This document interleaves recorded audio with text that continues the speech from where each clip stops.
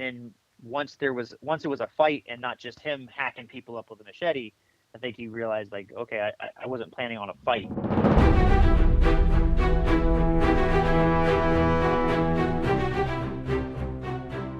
Hello and welcome to the Active Self-Protection Podcast. I am your host, Mike Williver, your favorite former Fed. Today's guest is James Guthrie. His defensive encounter occurred on February 16th, 2021, and was documented on the main ASP channel on May 13th, 2021. James is a husband and father of two. James, welcome to the show.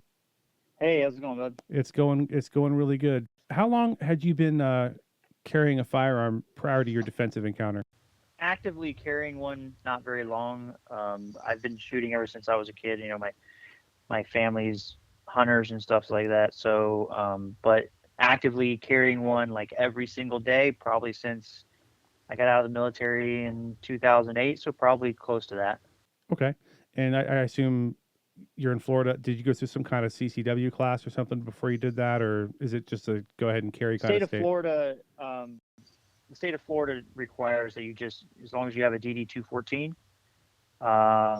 you know, the paperwork for out processing from the military, as long as you have that paperwork, they feel that that's enough to show that you are able to carry a firearm. I think it's kind of silly sometimes. I've been in the military with plenty of people that I wouldn't want carrying a firearm. Yeah, I mean, but, all right. So let's talk about the day this happened.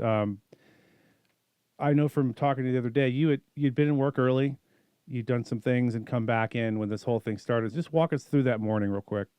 Yeah, so I got up, went to work. That day I was supposed to just be taking the guys to work and then go home. So when I got there, I loaded all the workers for that day up in my van, drove them to work, and then I was going to go home, but I decided instead I was going to swing by the office just to check on everybody, see how everything was going, and then I was going to go home. So to be clear, it's like a day labor kind of place, right? Guys come in for work early, and once you're out of work, anybody else gets cut and sent home. Yeah, it's a staffing day labor for construction sites is what we do, industrial type work. So so I took the guys to work. I was going to go home, and then I decided to swing by the office to see how things were going. I went to the office. The guy was there about 5 to 7 minutes. And then this guy came in, and when he walked in with a backpack in his hand. And we knew him. We'd been putting him to work for 6 to 8 months. You know, he's a good worker, always got good reviews. People consistently wanted him to come back. So as soon as we saw him, we knew who it was. We're like, oh, hey, that's, you know, I don't want to say his name, but we're like, oh, hey, that's, you know, the guy. And we're like, so we acknowledged him. We're like, hey, bud, what's up? And I went back to doing what I was doing, which is writing on a driver's board. So that put my back to everybody. He walked up to the counter, and so the counter, he's 6'3". The counter's probably about up to his sternum. It's a pretty tall counter. Right. So we can't see what he's doing underneath it at the time.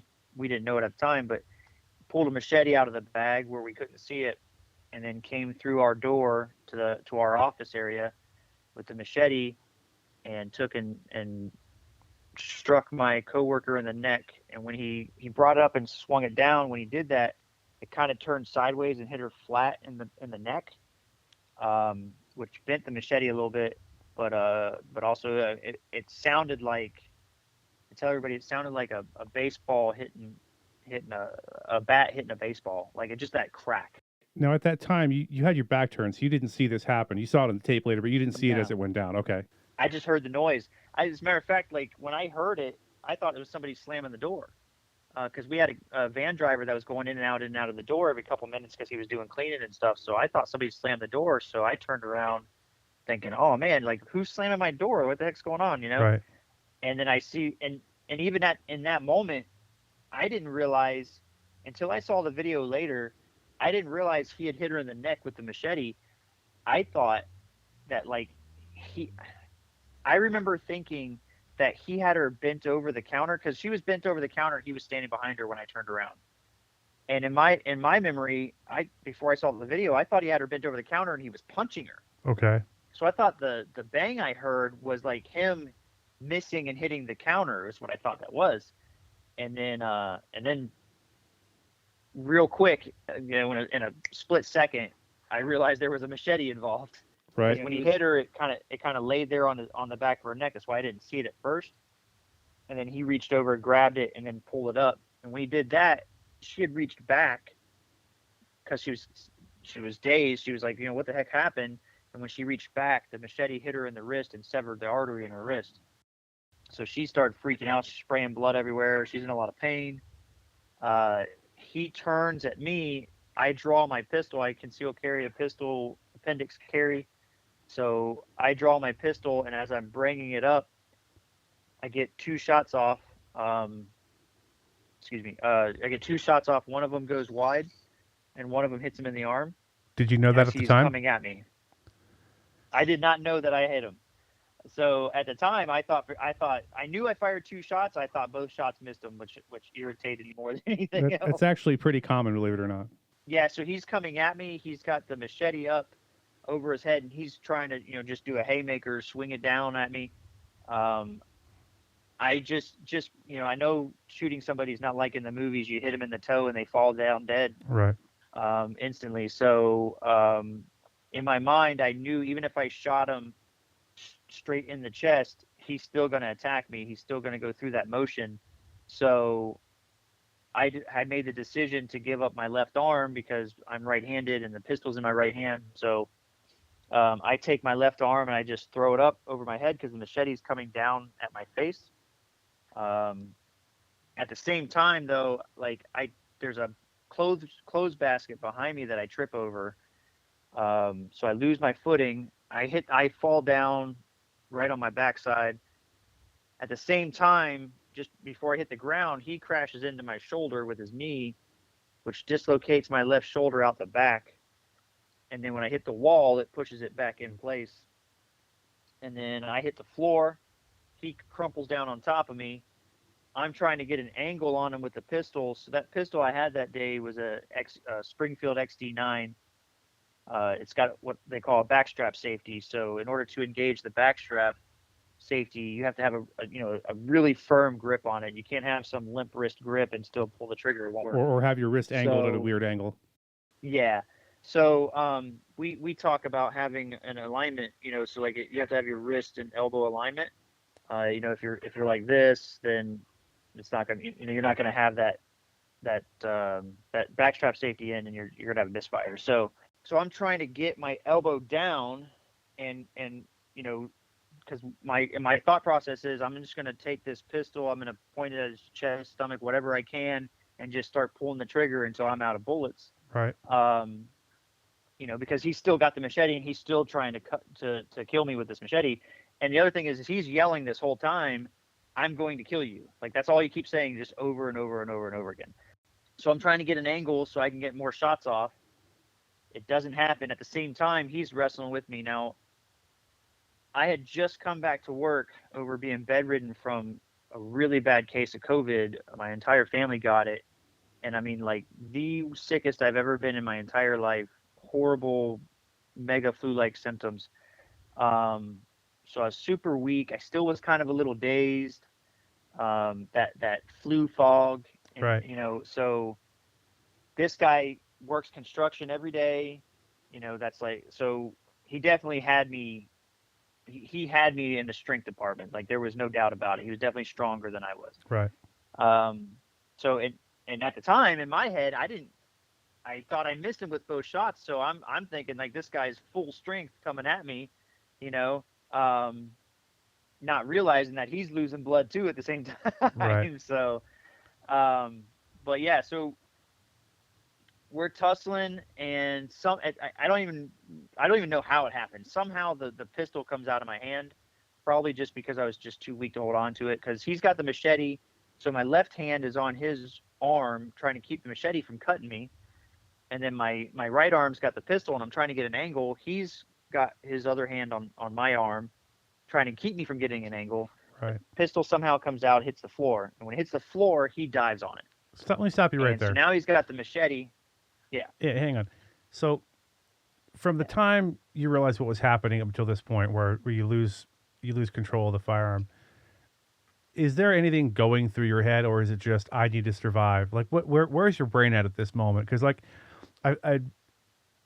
I've been in not dissimilar situations, and people are like, "Oh, I was thinking about my kids and this and that," and I don't know about you, but I was just thinking about how can I not die right now?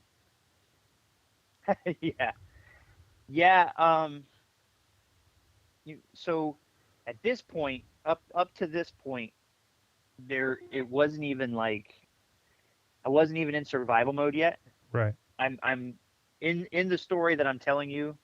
At this point, I'm about to hit survival mode, but I haven't quite got there just yet.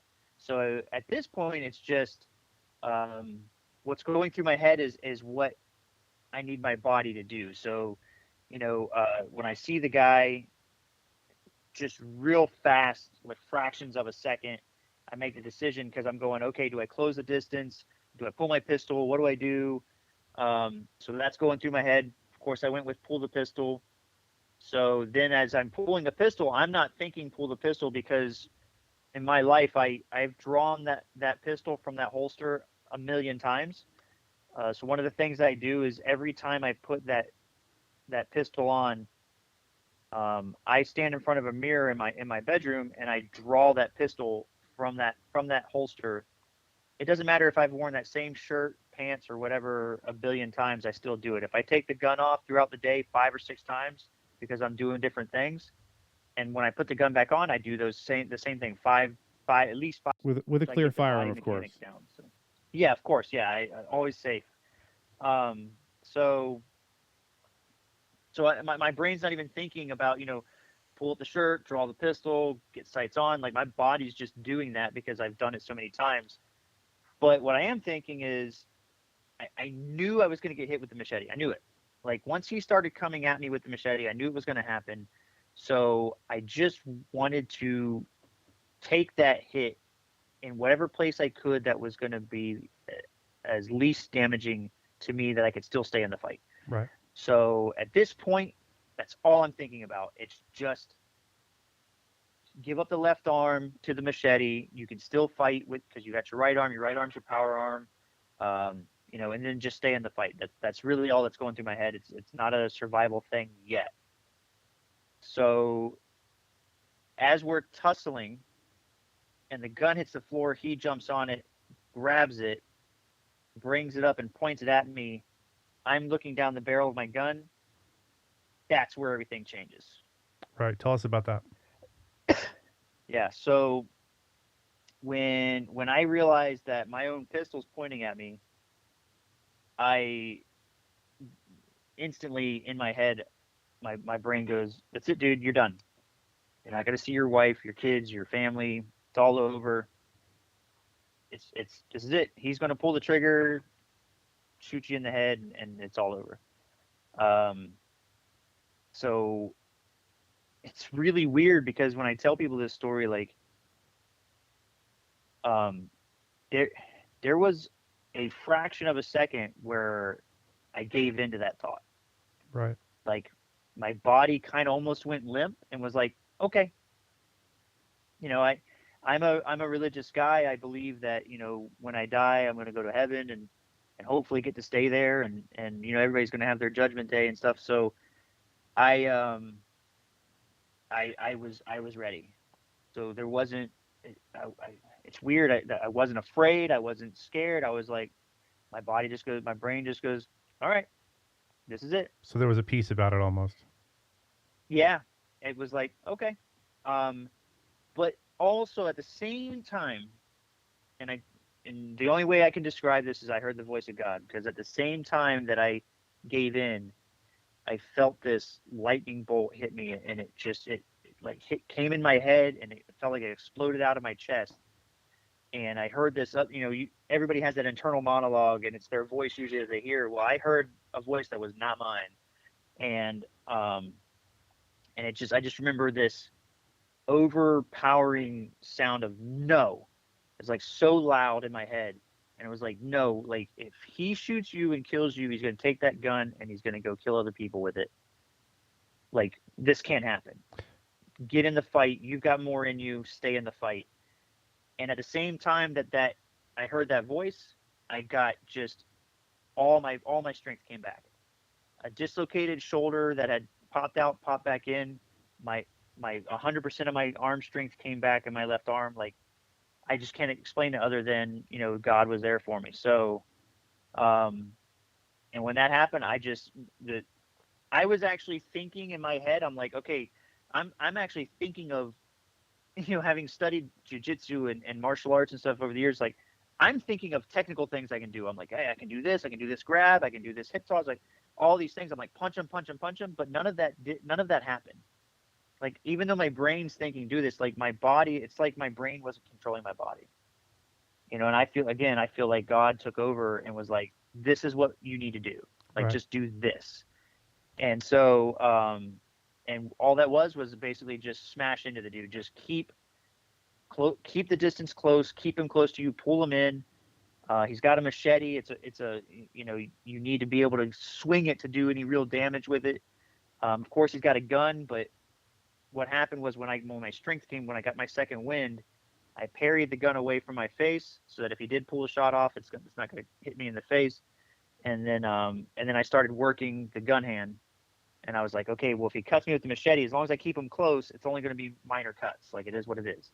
So, I was using my left hand to kind of hook him in and try and draw my body as close to his as possible so that the swings with the machete were as superficial as they could be.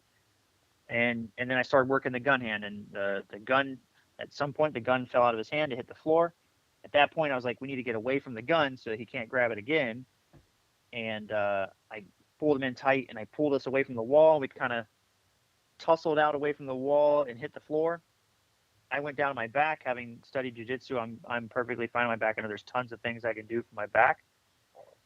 And so I was like, all right. So when I started falling to my back, I pulled him in tight in a clinch and pulled him right on top of me and just started working from the ground.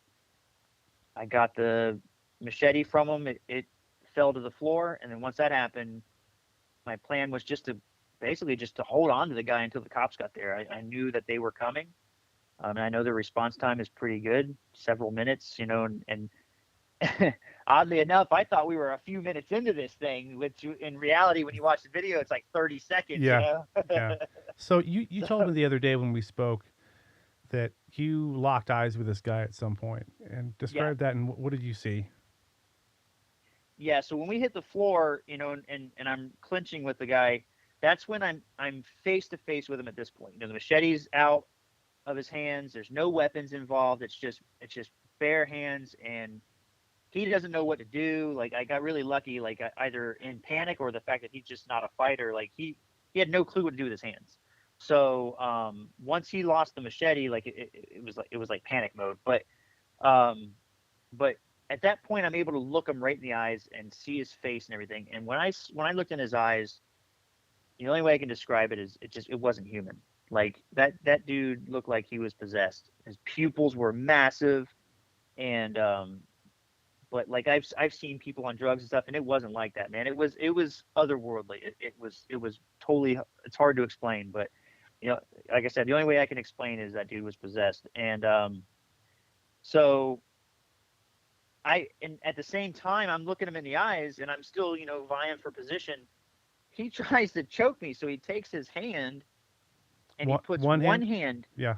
just one hand, on my neck, and instead of like covering my whole neck and trying to choke me like most people would try to choke somebody, he's got his hand like on the side of my neck, and his thumb is pushing down on my like artery, my carotid artery. And I guess in his mind, he's like, that's all I need to do, and I can choke this guy out. And so, having been choked out quite a few times throughout training and stuff, I was like, well, in my head, I'm like, well, that's not gonna work. Like, you can't choke me out like that. So in my head, I started laughing, and then I laughed out loud, and it kind of went like, I was like, and then I just stopped, and I got super serious, and I looked at him, and I'm gonna end you. And because it was really weird. So I talk about my second win. Well, this was my third win. So like, I laughed, and when I laughed, in my mind, there was like a switch that flipped, and it was just really weird. Like, the laugh was a reset or something. But like, when I laughed, my mind, a switch flipped, and I knew I was going to win the fight. Like Right. up until this point, I I was like, I hope I win the fight. Like I'm gonna try to win the fight, just keep him close, blah blah. But when I laughed, it flipped that switch, and when that switch flipped, I knew for a fact I'm winning this fight. Like you're not gonna win. It's this is not gonna work. And when and once that decision was made, I think he sensed it too. And because when I looked at him, I looked him right in the eyes and I was like, I'm going to end you. And it was so weird. As soon as I said that, his pupils went back to normal and you could just, his whole facial features changed. And I firmly believe that demon that was in him just bolted and was like, no, I can't do this. So we should probably backtrack a little bit. This Yeah. individual was known to you and your coworkers. He'd been into your place a bunch of Yep. times. He was a reliable worker. Were there any red flags prior to this incident to tell you that something like Nope. this might happen? Absolutely none. Like I said, the guy had been coming to work consistently 6 to 8 months.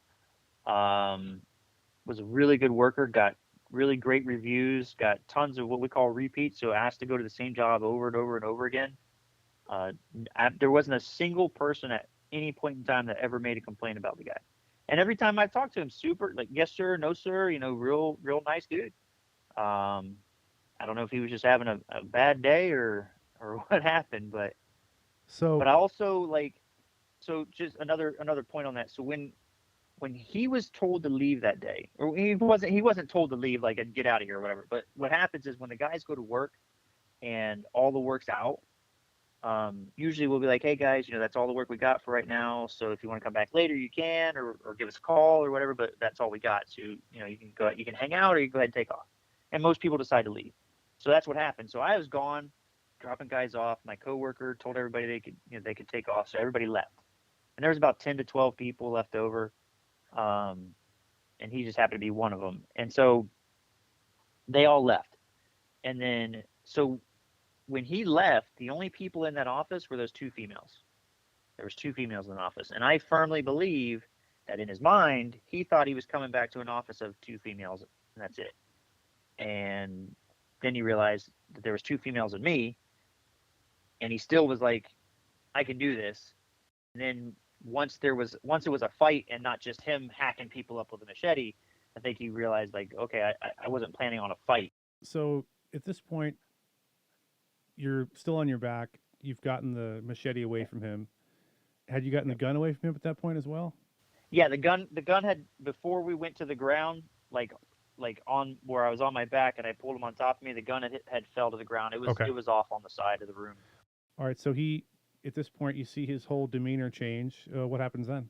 Like I said, my goal was I'm just gonna put this guy in a clinch, hold on to him, and yeah, he's just gonna, the cops will come and they'll see this guy and they'll arrest him. So at this point I still hadn't realized that he'd been shot. I still hadn't realized that I got my wrist hacked. Like I didn't even notice that yet. And so, and I didn't know my shoulder was dislocated. Like all the adrenaline and everything, like none of these things were hurting. Everything was working. So, but once we started really like getting into it, like with the clinch and everything, like I started feeling my arm get weaker and weaker and weaker. This is your left arm, the And one that got dislocated yeah, and my left relocated? arm. Yeah. Yeah. So I started feeling it getting weaker, which also happens to be the arm that he hit with the machete in the wrist. So it was getting to the point where like I could use it, but it had no strength in it. So I'm trying to do this clinch, and I really only have like the right arm, So, but he, like I said, his facial features change. He's like, you can tell he doesn't want the fight anymore, and he looks up. Now, I remember thinking, what's he looking at? And I didn't want to look away from him because I didn't want to get like, stabbed in the neck with something if he had something in his pocket or whatever. Course, So I yeah. was, keep an eye on him. But he looks up and I'm like, what is he looking at? And in my mind, I'm like, dude, there's like a printer, there's a computer, there's all these things on the table right there. There's letter openers. So I think he's looking for another weapon, right? Because I think he realizes he can't get to the machete because I won't let him. Right. Makes sense. So he's going to, go for another weapon. So when he jumps off of me, I take my feet and I push him up by his crotch and like, so that instead of him just jumping off, like he kind of gets thrown off at the same time. And I think he's going for a weapon. So I flip over real quick and grab the machete and bring the machete up just in case. And then I see him running out the door. And then I notice he's running, like he's right behind my coworker. She's running towards the front door. He's right behind her. And I'm like, oh, holy cow, he's chasing her. Like he's going to attack her again. Right. So I toss the machete, reach and run over, grab my pistol. I pull my pistol up. I get sights on the target. Well, he pushes her out of the way to get out the door before she does, and then gets out the door and takes off running.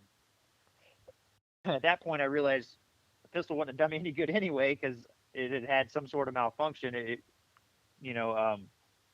so it was in what do you call it? Like Battery. It was in battery. So, or out of battery. Yeah. Yeah. So and so like I was like, oh man, and now my left arm ain't working at all. Like I can't even move my left arm. So now the adrenaline's starting to flee real fast.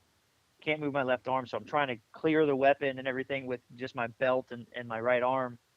I get it cleared, and then I go outside. I clear outside, and then I have to turn into medical mode because at this point now I realize I got this gash in my wrist that's bleeding all over the place. And I mean it wasn't there was no arteries or anything, but it was a bleeder. And then that's also the time I noticed that my coworker has an arterial bleed because she takes her hand off her wrist and it's literally shooting 3 to 4 feet up in the air. Now, I imagine most people listening probably know what an arterial bleed is, but could you explain that for the folks? Yeah. So anytime you have like a major wound, a major cut or stab wound or whatever the case may be, if they miss the artery, it'll just pour out. It basically, like if you cover it and then you take your hand off of it and it's just pouring down your arm, that's still really bad bleeding, but it's not pressurized. There's no you didn't cut an artery or anything like that, more than likely. So at that point, it's just apply pressure. However, if you cut an artery, like you have to close off that artery to get that bleeding to stop. No amount of pressure you put on that wound is gonna stop the arterial bleed. It's gonna keep bleeding inside your arm or leg or whatever. So and the way we know that is we take our hand off or whatever, and it'll shoot out like a fire hose. So what I tell people, the way I've always explained it is if you take your garden hose and you turn it on, and the water will start coming out and it kind of comes out and drops. But if you take your thumb and you place your thumb over it, you can get it to spray. That's arterial. Yeah, that's a great analogy. So if it's spraying, it's arterial, and at that point you have to put a tourniquet on it. Like pressure is not going to help you. You got to get a tourniquet on. And rule of thumb is always high and tight on the tourniquet. 3 to 4 inches away from a joint. But what you don't want to do is, so if you have a cut in your arm, your forearm area, let's say your forearm, wrist, somewhere like that, and you're going to put a tourniquet on, you always go up above the elbow, because when you try to put a tourniquet, so your arm has 2 separate bones in it. So when you try to put a tourniquet on 2 bones, what can happen is you'll squeeze the 2 bones together, but it won't allow you to cut off the flow of blood on the artery. So you want to go where there's a singular bone. So in the upper forearm, if you have a cut down on your, in your lower leg, your tib-fib part of your leg, you want to go up where the femur is. Singular bone area. You don't ever want to put a tourniquet on a dual bone. I mean, you can. I'm not saying you can't do it, but there's a lot of times you'll get what we call like a false positive, where you'll be like, oh, I don't feel. I don't want to get too much in the medical, but you'll get like, oh yeah, I stopped the bleeding because I don't see it. It's not bleeding. I don't feel a pulse. Blah blah. We're good. But the reality is you just squeeze those 2 bones together. You didn't really shut that artery off. And it's going to start up again eventually. So yeah, the way I was trained is high or die. So get tourniquet as high as possible, and it should, if the tourniquet is applied properly, the person receiving the tourniquet should probably want to punch the crap out of the person applying it. It should hurt a lot.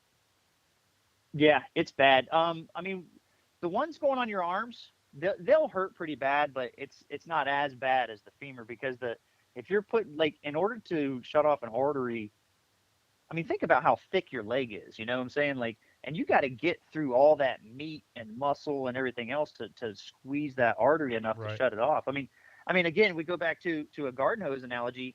try taking your hand and squeezing a garden hose as tight as you can to get the water to stop. Like, it's not easy, No. So that's why I always use a garden hose for, when I'm telling people about, using tourniquets and stuff. Like, you got to really wrench down on that thing, man, and especially in the femur, not up by your bicep or whatever, depending on how thick the person's arms are. It may, like, when I had one put on me that day, just because, like, I didn't have arterial bleed, but even with a pressure like bandage, I could not get the bleeding to stop. It still was pouring out. So I was like, dude, let's just go ahead and slap a tourniquet on. And the guy's like, it's going to hurt. I'm like, yeah, don't worry about it. And it worked, and it didn't really hurt, but it wasn't comfortable at all. But that's the thing, like, high and tight is what I always tell people. Again, 3 to 4 inches away from a joint, and then up or down from a joint, and then just wrench it down, man. And when you go through training with a tourniquet, you always want to check to see if you feel a pulse down below the tourniquet, and as long as you don't feel a pulse, then you're good. You've shut everything off. Another thing that I was taught, there's a misconception, I think, by the general public, that if you leave a tourniquet on for an hour or 2 hours, the person's going to lose that limb due to lack of circulation, and that's just not true. Yeah. It can go for hours. Well, and hours I mean, like that. that comes from old medicine. So, like, the pre 9/11 medicine. So pre Iraq, Afghanistan medicine. If you put a tourniquet on, you basically, you would just mark a T with blood on their forehead, because they're going to cut that limb. Like, plain and simple. You didn't put a time. Like, if you went through any type of medical training post 9/11, especially like combat medicine, they tell you about putting a time on there, so you know how long the tourniquet's been on and stuff. Pre 9/11, we didn't even put times on it. You just mark a T, because that limb's going to come off more than likely. So, and you never loosen a tourniquet. Never loosen a tourniquet. You can apply more tourniquets, but yeah. You can put 4 or 5 tourniquets on if you have to. You just never take one off. So after and I've seen it happen. Oh, I'm sorry. After he beat feet out the door, did you poke your head out and make sure he kept running, and then how long did it take for the police to get there? Yeah, so I went out into the parking lot. I cleared the parking lot. I didn't know if he had friends. I didn't know if he was going out to get another weapon. I didn't know what was going on. So I went out to the parking lot, cleared the parking lot. That's when I noticed how bad our medical injuries were, and I started barking orders at some people we had that were sitting outside. I was like, hey, you call 911, you do this. Like, and one guy was already on the phone with 911. I was like, I don't care. Somebody else call 911, like, because there was enough people there. So I was like, we need to make sure they understand how urgent this is. And I'm wrapping my arm up. At the same time, I'm telling one of the other guys how to basically make a tourniquet out of a T-shirt as best as we could for her. Just, I knew it wasn't going to stop the bleeding, but if we could slow it down, because I mean, I was sure the cops were going to be there within a minute or two, but at this point, and they would have tourniquets. Unfortunately, as much as I know with medical, as big as my medical knowledge is, and I always have gear on me. The day that I needed it, I didn't have my tourniquets on me. I didn't have my med kit. I didn't have any of that stuff with me. So that's always how it works. But yeah. And then I realized, if you watch the video, you'll see that right when the attack happens, I mean, immediately when the attack happens, there's somebody that's running out of the office, and that was one of my coworkers. When the whole thing happened, she jumped up and she yelled, "Run!" and she just took off running, and none of us remember any of that. So I thought she was still in the office, and in my mind, I'm like, oh man, I hope she didn't catch a stray bullet. She's bleeding out somewhere. So I'm trying to control my bleeding. I got my arm up above my head, trying to get the bleeding to slow down, and holding pressure on it, running into each of the offices, looking under desks and everything, trying to find her. I'm screaming her name. I can't find her. I'm freaking out. Come to find out, she was at the building next door calling the cops. You must have left a pretty good blood trail. Yeah. They had, like, the cops were like, dude, did you guys fight, like, all over the place in there? Like, what happened? I'm like, no, all that blood's from me, man. I was looking for somebody. Wow. So once the police showed up, what happened then? So the cops came. At this point, I had already cleared everything. And once I went into medical mode, I took the pistol, I reholstered in my appendix carry holster. When the cops showed up, I made sure my hands were up and everything, and they were like, "Hey, um, so were you guys shot?" And I was like, "No, no, sir. I have the pistol. I'm the one that had the gun. I shot him." Well, I said I shot at him. Still didn't think I shot him. And so he was like, "Oh, you got the gun on you right now?" I'm like, "Yes, sir." He goes, "Okay, well, can I get it from you?" I was like, "Yeah, no problem." He's like, "Where's it at?" I said, "Well, I got it in a holster appendix carry. Um, but just so you know, there is a round in the chamber. Just be careful." He's like, "Yeah, okay, no big deal." He's like, "You don't mind me grabbing it?" I'm like, "No, go ahead." So he pulled my shirt up, he pulled it out, he cleared it, threw it in his car. He asked if I had any other weapons on me. I said I have a pocket knife. He went ahead and took that from me. Yeah, go ahead. No, I was just going to say that was probably the best way you could have handled that. And people have to understand Yeah. the cops arriving have no idea what's going on. They don't know who's who. They don't know what's Hmm. what. You could have been the bad guy for all they know. So yeah, Yep. I think you handled that perfectly. Yeah, I mean, dude, I'm a big supporter of the police and stuff, and I I carry guns around with me all the time, and if I get pulled over because I'm speeding or whatever, I'm the kind of person I always tell people I have a gun in the car because I always have a gun in the car. So, and if it's on me, I tell them, "Hey, look, I got a gun in the car. It's on me." I've never, ever, ever, never had a bad experience. I've had one crazy experience where um, I got pulled over not because I was speeding, but because the same exact vehicle I have, a 2007 Toyota Tundra blue 4-door, had just robbed a grocery store.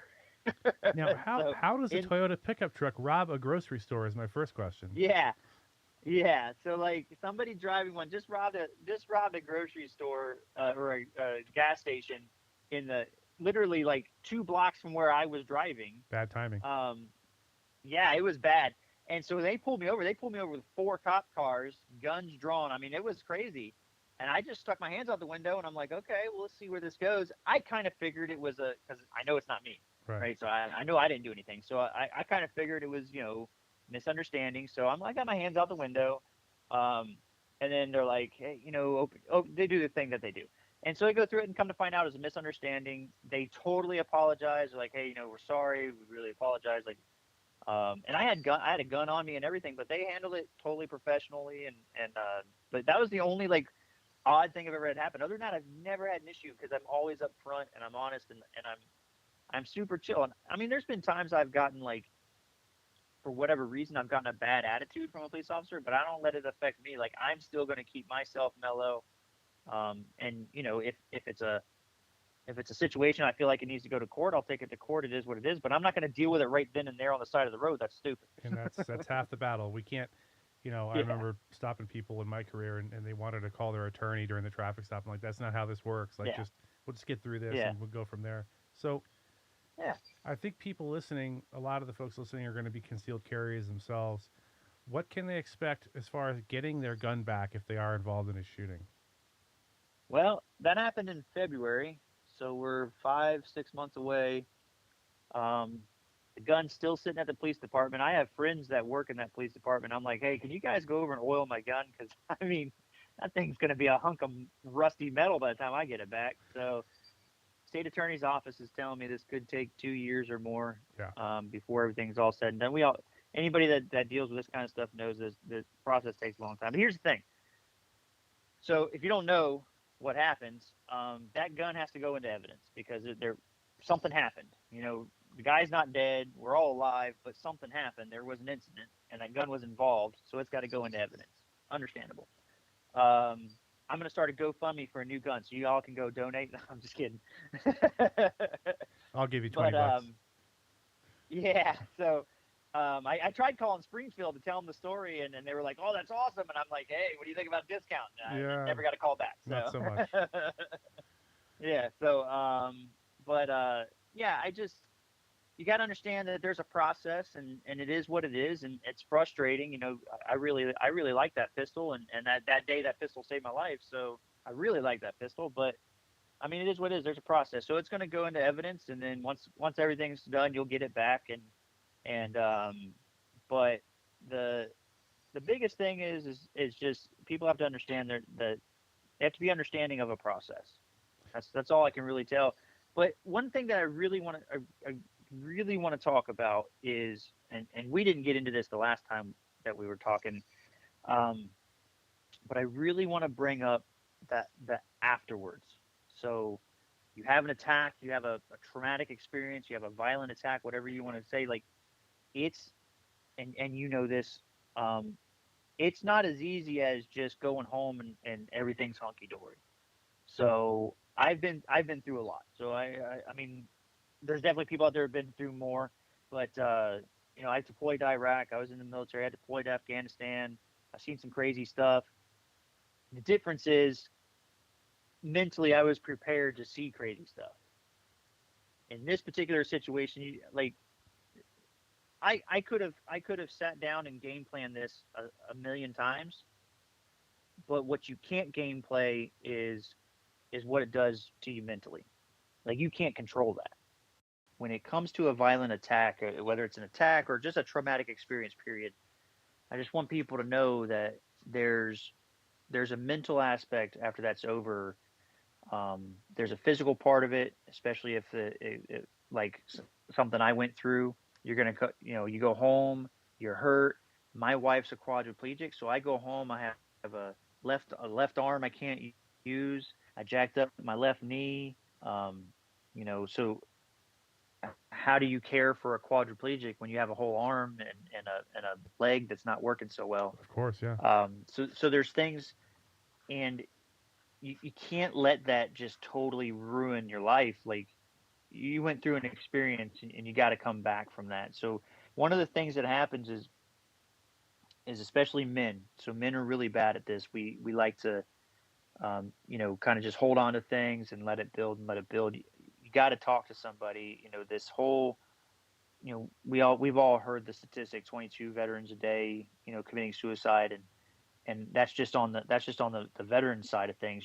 Civilians do it too, but like the the thing is we sit there and we want to hold on to this stuff and not talk to people. And I'll be a person that comes out and says it straight out. I've had issues with it, right? Like I was at work where I thought I was safe and totally did not expect something like this to happen. And a guy comes in trying to kill us all with a machete. Right. So that's kind of a big deal. And it can be really, really rough on somebody mentally. And if you don't talk to people about that stuff and get it out, it'll fester and it's not good. Yeah. So when I came home, I physically I couldn't really do well, and so that made my mental aspect worse. And then of course, a person that I in some way, shape, or form trusted tried to kill me and my coworker. So that was a little tough, and I'm in therapy. I'm talking to somebody, um, but it's just you got to get that stuff out. You got to be able to. It's not unmanly to talk to people about our feelings and things, especially over stuff like that. Yeah, I was back when I was the police. I was the first on scene to an active shooting situation at a gym full of kids and volunteers. And for a couple of years, I said, it's fine. I'll be fine. And I wasn't fine, as it turns out. So that's really, Yeah. really sound advice, and I appreciate you saying that. It took, especially being a guy, being a tough guy, military guy, law enforcement, whatever. You hesitate to admit that you're in pain or that you're hurting or that you're just not well. You just want it to just stop and just fix itself somehow. But there's no magical way it just goes away on its own. Yeah, and I have several friends that are very religious people. I have friends of all walks of life, but I have several friends that are very religious people. And one of my buddies was like, "Yeah, just you got to pray on it and stuff like that." And I'm like, "Yeah, I get it, right? As a religious person, like I want to pray and God's going to help me." But at the same time, like um, you have other resources too. There, talk to friends, talk to family, pray. Whatever it is you got to do, but the key is just always remember. I had a cousin of mine that just committed suicide a couple months ago Oh now. man, I'm sorry. He just was he evidently he was at a point where he felt like he had nobody he could talk to, and went on his front porch and shot himself in the head. And it's like, trust me, I've been through a lot. and I know tons of people that have been through a lot more, and and it's really easy to have that thought of like, hey, this is just too much, man. I'm done. And you just gotta remember, man, that's not the way to go out.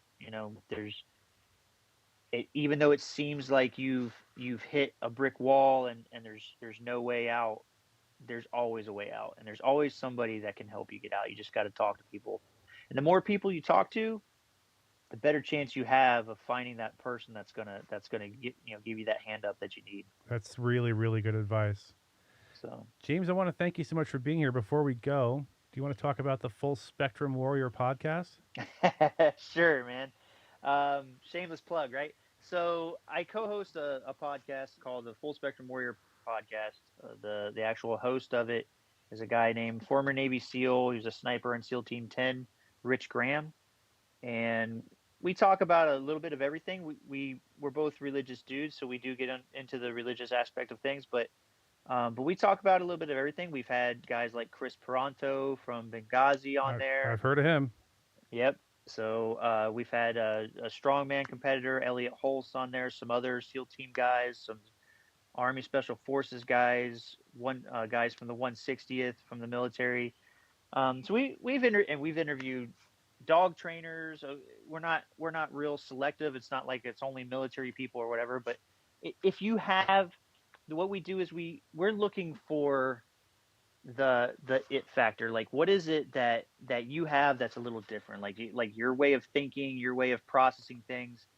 If we can get something out of that can help somebody else. It may be, you may be an MMA fighter, but the way your mindset and how you get through your workouts every day might be exactly what the stay-at-home mom needs to get through her day, um, with her kids and everything. Just that mindset, like how you do it. And so that's what we do. We kind of get into mindset and things like that, and how we do what we do. But yeah, that's pretty much what it is. Very cool. I'm going to go give it a sub. James, thanks so much for being here, and Yep. we'll hope to see you again. Take care, bud. All right, bud. Thank you. This is your weekly update on Second Amendment law. We have with us my new friend, founder of the reload.com and host of the weekly Reload podcast, Stephen Gutowski. Stephen, how are you? Hey, I'm doing well. How are you? I'm doing great. Absolutely fascinating website. I'm just learning about it now after we got hooked up to do this segment every week. And I look forward to diving even deeper into it. Thank you. You're very welcome. So tell us just a little bit about your background as a journalist.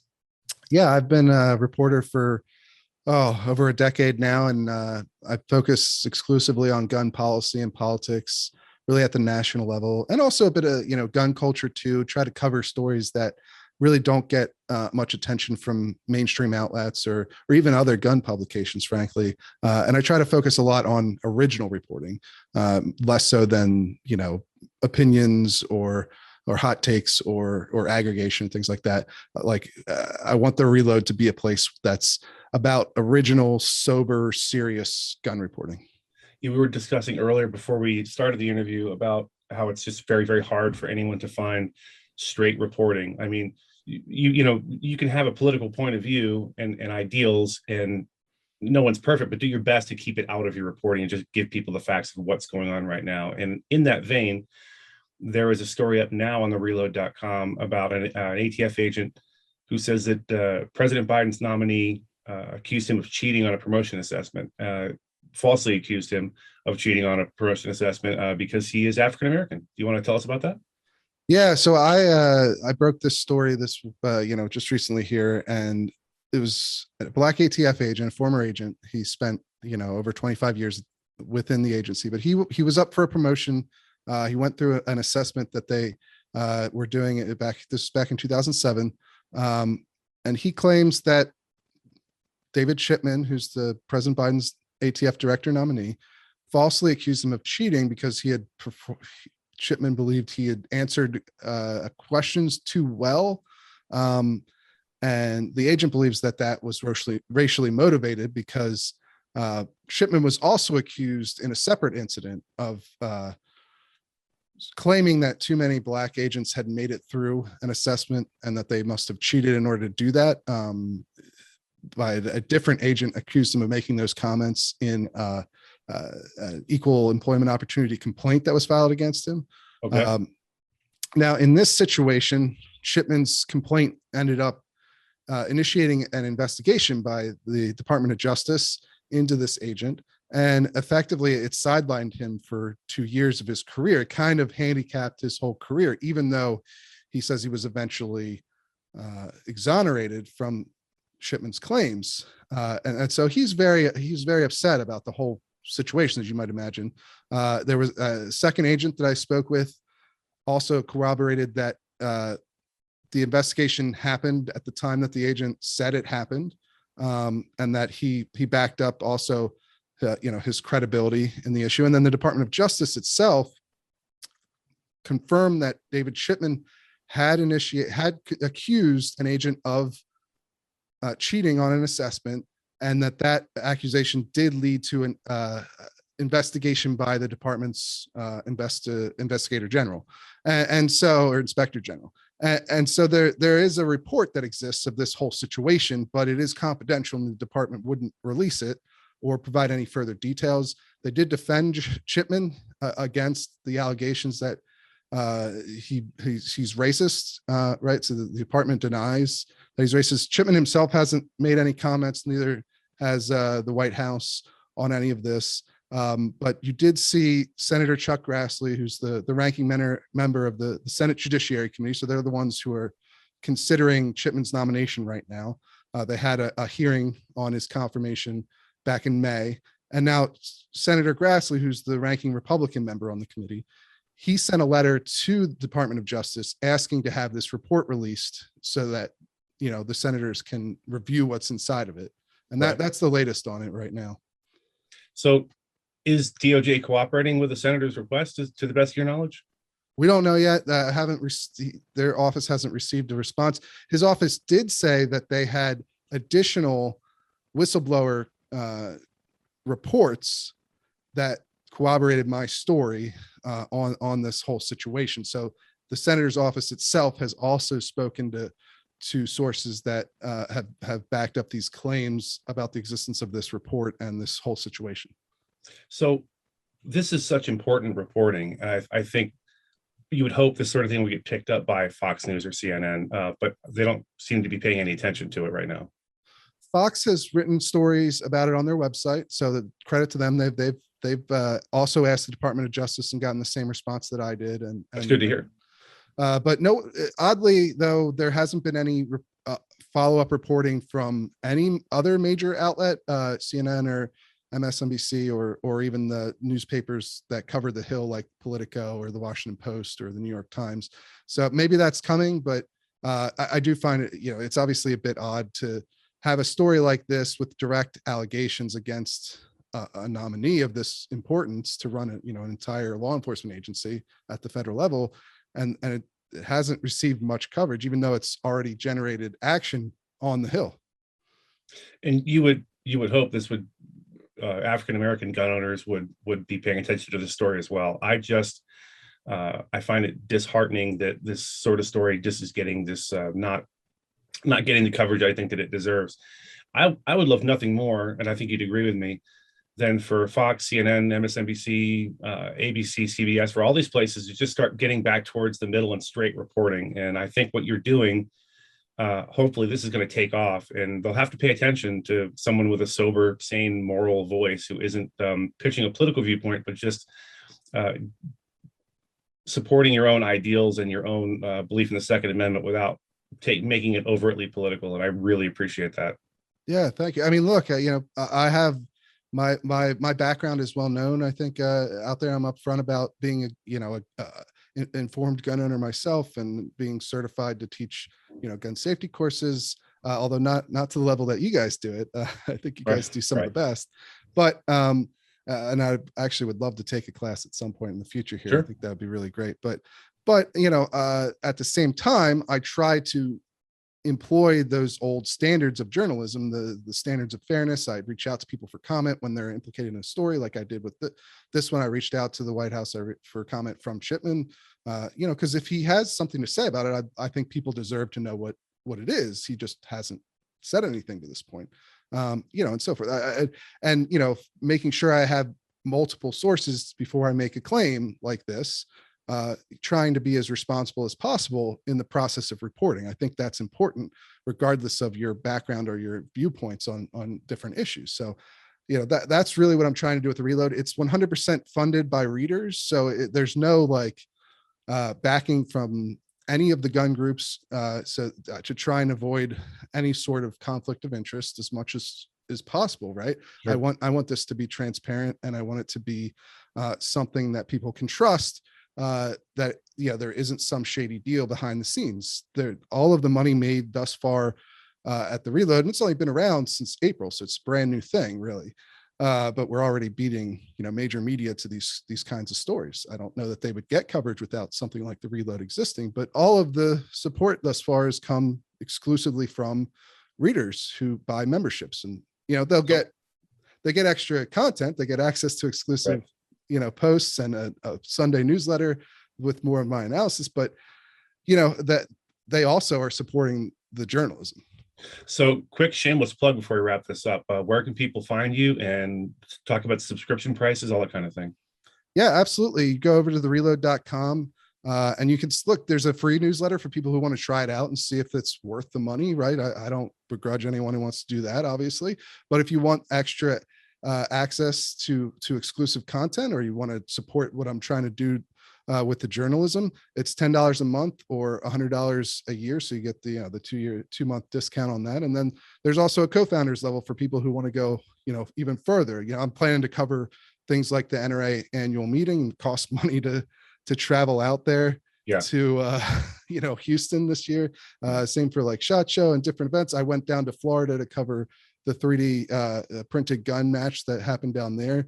There's a whole long piece on that on the site, but those things cost money. And so if someone wants to support the effort beyond that, they can buy a co-founders membership, which is $1,000 for a lifetime membership. But that money helps make sure that, helps tide me over until we can get to that sustainable level of subscribership. So, those are the kinds of ways people can go and help. Each level has a different sort of, perk to it. Perfect. Listen, folks, if you're lamenting the lack of down the middle, fair, honest reporting on the Second Amendment, here's your chance to do something about it and support Stephen and his phenomenal work. Stephen, I want to thank you so much for being on. I look forward to hopefully getting you here every week to give us some updates. Thank you so much for your time. Absolutely. I'm looking forward to it too.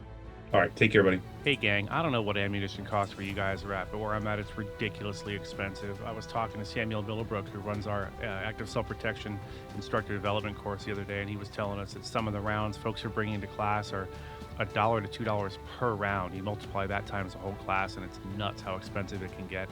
There's never been a better time to pick up a Mantis firearms training system.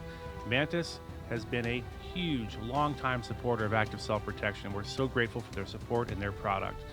You're going to get immediate, measurable, visual feedback, and that can take so much time off of your dry and live fire training. Please visit them at mantisx.com and let them know you heard about them on the ASP podcast.